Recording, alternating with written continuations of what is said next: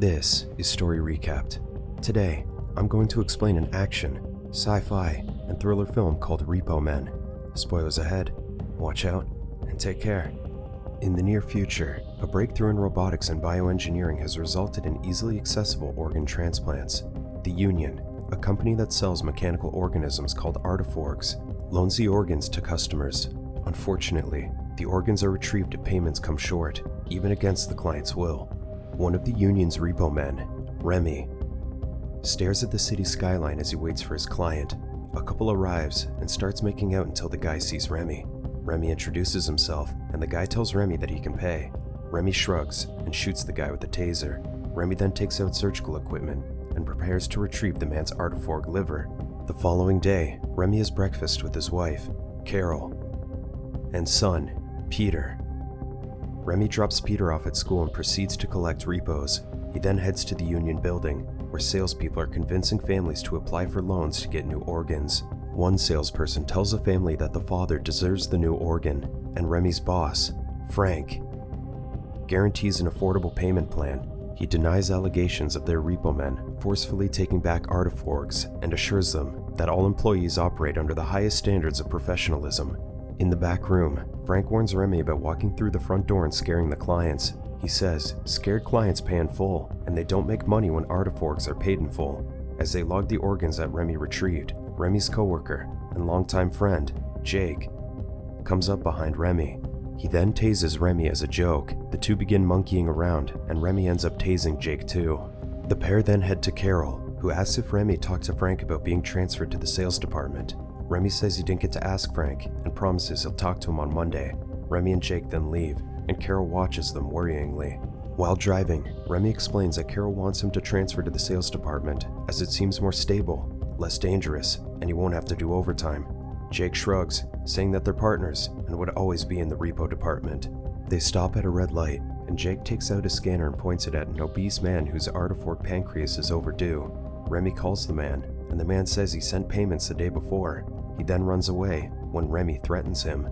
They then drink at a bar, and Remy realizes his next repo assignment is someone they know. Jake says he'd do the assignment without hesitation even if it were someone he knew, arguing that a job is nothing personal. They laugh it off, and Remy spots a woman, Beth, singing in the club.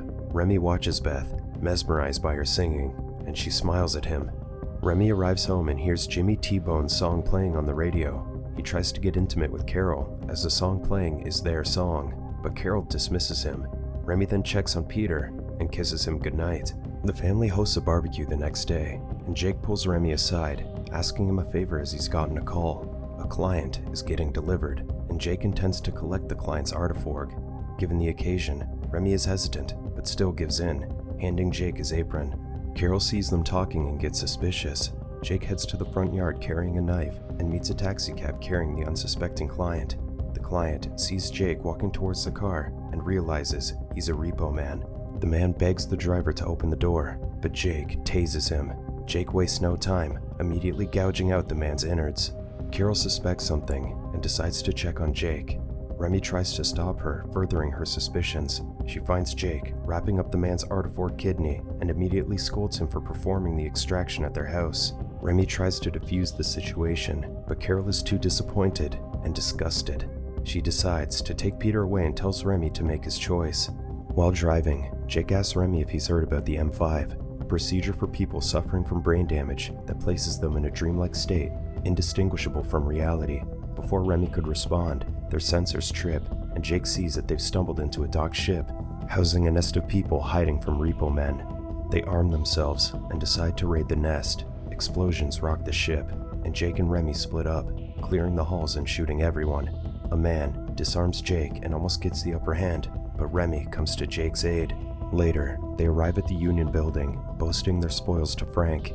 Remy hands Frank signal jammers they found on some of the people. The signal jammers hide Artiforgs from repo men's sensors. Frank congratulates them for the find and suggests Remy and Jake begin their operation to take down nests. He says he can endorse them to the higher-ups and get them higher commissions. Jake is ecstatic, but Remy appears agitated. Remy tries to bring up the subject of moving him to sales, but Jake cuts him off, telling Frank they refuse his offer. As they drive to Remy's next collection assignment, Jake tells him he's proud of what they do. He argues that the world remains in order because of rules in place, and he takes pride knowing that they're one of the people enforcing the rules, alluding to the company policy of organ repossession.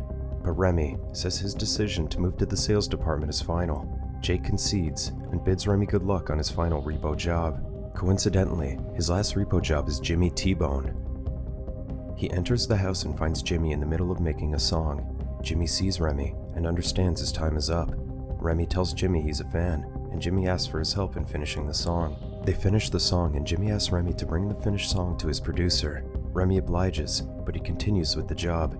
Jimmy accepts his fate and lays down. Remy prepares a defibrillator to stop Jimmy's heart, but it explodes, sending him flying back. He awakens a few days later to Frank and Jake congratulating him on his recovery. They tell him the defibrillator unit he used was faulty, and the union is looking into the incident. Frank shows him an apparatus, and Remy sees the device has tubes running into his chest. Frank explains that his heart needed replacement, and they've taken the liberty to do it for him. Remy is enraged, telling Frank not to treat him like a client. Remy then gets up and starts walking out. In a state of disbelief, he pulls the tubes out of his chest. Blood leaks out, and he eventually falls. Later, he undergoes surgery. His heart is replaced with an Artiforg, turning Remy into one of the union's clients. He recovers and heads to his house only to see that the locks have been changed.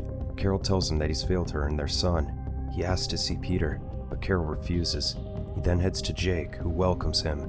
Remy goes to work the following night, continuing his repo assignments. He finds the client in a house, but the client puts up a struggle, and Remy has trouble subduing him. Remy eventually disables the client and begins a procedure to retrieve the Artiforg, but he's noticeably less capable, and he feels his new heart is struggling to keep up. He later meets with his colleagues and Jake asks how his job went. Remy says everything was standard. Jake notices a subtlety in Remy's demeanor, but chooses to ignore it. Jake then tells a story of his latest repo job where the client couldn't stop crying and begging. Upon hearing the story, Remy gets a panic attack. The following morning, Remy is waiting up front of his house, and Peter hugs him. He asks Carol if they can talk, but Carol closes the door on him. Remy tries to be more persistent, and Carol opens the door, only to hand Remy his Artiforg overdue bill notice. Later, Jake confronts Remy as he's found out that Remy never accomplished the last job. Jake tries to console Remy, telling him he's got to get back on his feet in no time, but Remy reveals that the bills are piling up, and he needs to pay for his Artiforg. Jake then takes Remy to a secluded part of the city littered with people hiding from repo men. They quickly find one, and Jake tells Remy to retrieve the Artiforg. Remy appears apprehensive, and Jake decides to find a different client. Jake returns with another man, and Remy says he'll do the operation. Jake leaves, and Remy decides to push through. Unfortunately, the two men get up, and one of them knocks Remy out. When Remy wakes up, he hears a woman singing. He follows the sound and discovers it's Beth. He tries to help her, but she seems to be drugged up. He drives her to a motel where they spend the night. In the morning, Remy scans Beth out of curiosity and sees that she has 10 Artiforgs. Evening comes, and Remy returns to the motel room with food. Beth immediately starts kicking and slapping him. She shouts, saying she wasn't asking for help. They eventually stop and Beth sees Remy's scar. She says they're both at the mercy of the repo men, but Remy begs to differ. Remy later heads to the union to fake a repo deposit to clear Beth. Jake sees what Remy is doing and tells Remy he's getting sloppy.